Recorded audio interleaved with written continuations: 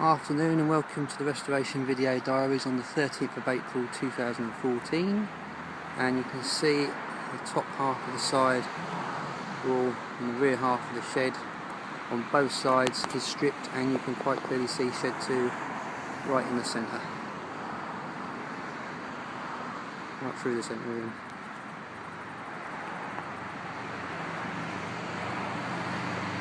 What an amazing sight, really.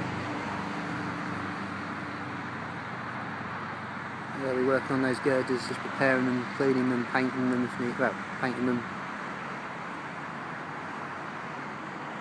No doubt they'll strip the bottom part before they reclad it, but don't really know which way they're going to do yet. There we go.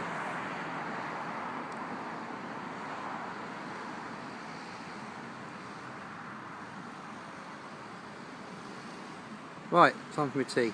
Cheers guys.